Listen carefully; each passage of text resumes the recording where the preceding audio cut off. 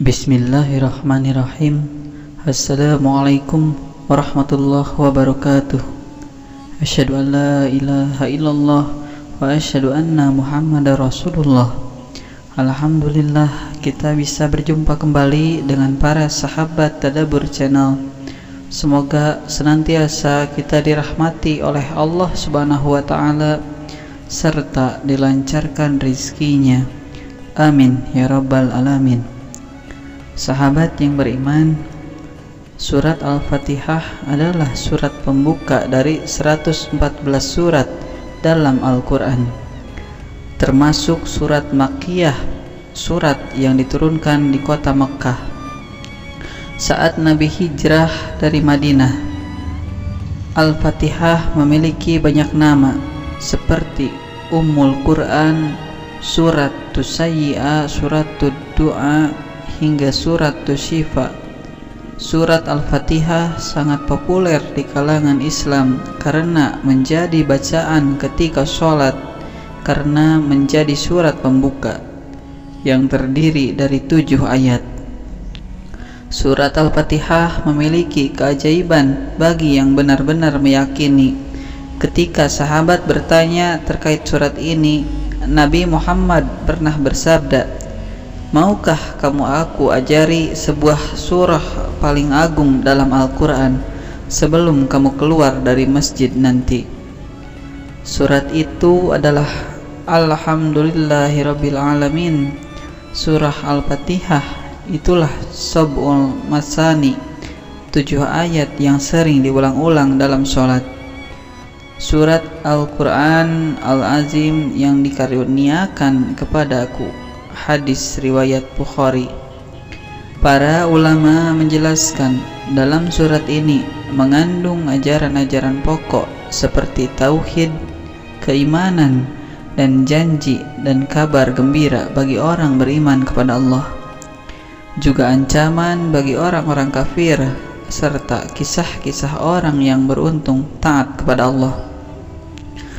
Ada kisah menarik dari surah Al-Fatihah ini. Ada cerita nyata dari orang bernama Ghanim usai di PHK dari pekerjaannya, memaksa ia dan keluarganya keluar dari kontrakannya karena tak mampu membayar.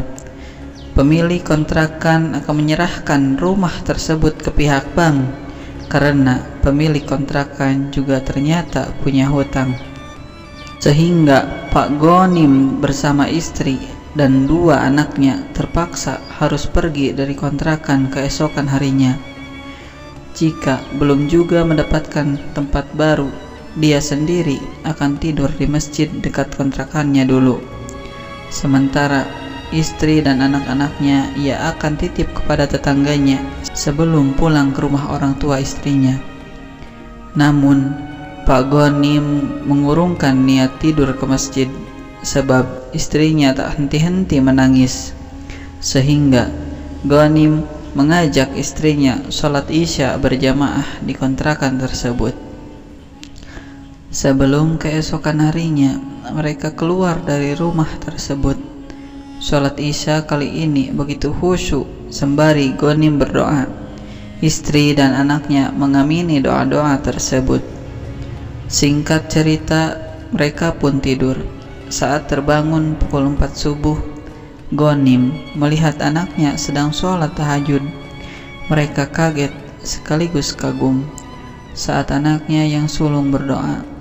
Ghanim dan istrinya mendengar anaknya sedang membaca Al-Fatihah mungkin ratusan kali sambil menengadahkan tangan ke atas. Tak ada surat atau doa lain yang dibaca anak Pak Ghanim, hanya surat Al-Fatihah. Anak ini bilang ke ibunya bahwa ia pernah mendengar Ustaz kalau Allah senang mendengar surah Al-Fatihah. Tak disangka setelah sholat subuh, ponsel Pak Ghanim berdering. Ada telepon dari mantan bosnya, seperti mengabarkan berita bahagia. Hal ini terlihat dari wajah Ghanim yang berubah sumringah. Setelah itu ia memeluk istri dan anaknya. Di hadapan keluarganya, Ghanim berkata, bahwa doa anaknya telah terkabul. Ia menyebut mereka akan pindah ke rumah yang mewah. Ghanim diberi tahu mantan bosnya bahwa ia akan mengurus villa mewah yang baru saja direnovasi. Sungguh ajaib, tidak ada yang tidak mungkin jika Allah sudah berkehendak.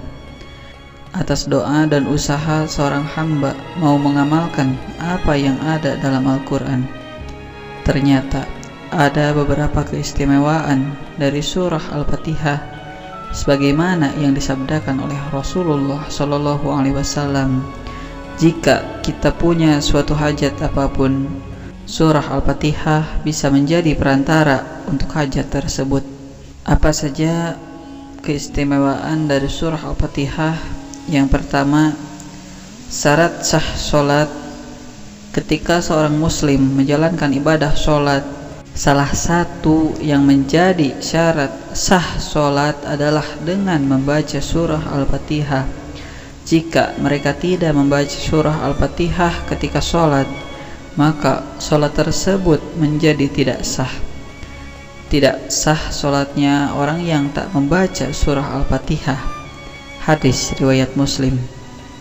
2. Sebagai obat, keistimewaan lainnya adalah dapat menyembuhkan penyakit. Surah Al-Fatihah menjadi kunci pembuka segalanya. Inilah mengapa surah Al-Fatihah dapat menyembuhkan penyakit dan membuka dari segala urusan kebaikan. Allah Subhanahu wa taala berfirman dalam Quran surat Al-Isra ayat 82 yang artinya, dan kami turunkan dari Al-Quran suatu yang menjadi penawar dan rahmat bagi orang-orang beriman, dan Al-Quran itu tidaklah menambah kepada orang-orang yang zalim selain kerugian. 3. Membuka pintu rezeki. Selain dapat menjadi obat untuk menyembuhkan penyakit, Al-Fatihah juga bisa memudahkan kita untuk mendapatkan banyak rezeki. Dipercaya ketika kita membaca Al-Fatihah sebanyak 41 kali di sepertiga malam atau ketika sahur, maka Allah Subhanahu wa taala akan membukakan pintu rezeki dan dimudahkan segala urusannya. 4. Dimudahkan segala hajatnya. Allah Subhanahu wa taala akan mengabulkan segala keinginan baik setiap seorang muslim yang membaca Al-Fatihah sebanyak 40 kali di antara sholat sunnah dan fardu subuh. 5. Sebagai ruqyah. Al-Fatihah merupakan bacaan ruqyah yang sangat penting, di mana ruqyah menjadi salah satu metode untuk mengeluarkan gangguan jin dan setan yang masuk ke dalam diri manusia. Wahai Rasulullah, aku tidaklah meruqyah kecuali dengan membaca surah Al-Fatihah. Rasulullah Shallallahu Alaihi Wasallam lantas tersenyum dan berkata, bagaimana engkau bisa tahu Al-Fatihah adalah ruqyah, bisa digunakan untuk meruqyah? Beliau pun bersabda, ambil kambing tersebut dari mereka dan potongkan untukku sebagiannya bersama kalian. Hadis Bukhari dan Muslim. 6. Mendapatkan pahala melimpah. Al-Fatihah yang menjadi surah pembuka dalam Al-Quran bisa mendulangkan pahala bagi setiap muslim yang rajin membacanya. 7. Sebagai ampunan dosa. Setiap manusia seringkali berbuat salah, maka dari itu dengan rajin dan ikhlas membaca Al-Fatihah, maka Allah Subhanahu wa taala akan memberikan ampunan atas dosa yang telah diperbuat. Wallahu a'lam bishawab. Wassalamualaikum warahmatullahi wabarakatuh.